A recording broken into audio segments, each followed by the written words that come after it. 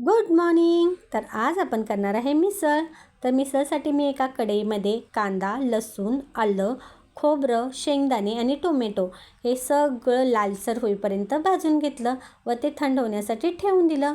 नंतर मी एका पातेले घेतलं. त्या पातेल्यामध्ये मी मटकी घेतली मोड आलेली आणि ती छान अशी खरपूस भाजून घेतली. इकडे आपला मसाला थंड झालेला आहे, तो आता वाटून घेऊया.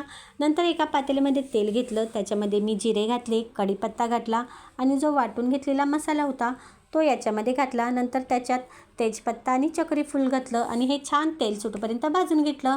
नंतर आपल्याला त्यामध्ये हिंग पावडर आणि लाल तिखट मसाला ॲड करायचा आहे आणि हे सुद्धा छान असं तेल सुटेपर्यंत भाजून घ्यायचं आहे. नंतर त्याच्यामध्ये गरम मसाला आणि रेड चिली पावडर घालायची आहे आणि नंतर आपल्याला जी भाजून घेतलेली मटकी होती तीसुद्धा याच्यामध्ये घालून छान असं एकजीव करून त्याच्यामध्ये गरम पाणी घालून हे छान अशी उकळी आणायची आहे.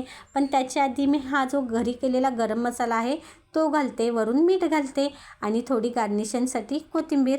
आता आपली मिसळ तयार झालेली आहे. तर एका प्लेटमध्ये मी पाव घेतलेले आहेत आणि ही आपली तयार झालेली आमटी. वरून मी फरसाणा घालत आहे, त्याच्यानंतर कांदा घातला, मस्त कोथिंबीर घातली, शेव घातली आणि साईडला लिंबू आणि थोडा आणखीन कांदा घेतला आणि आता आमची मिसळ झणझणीत तयार आहे.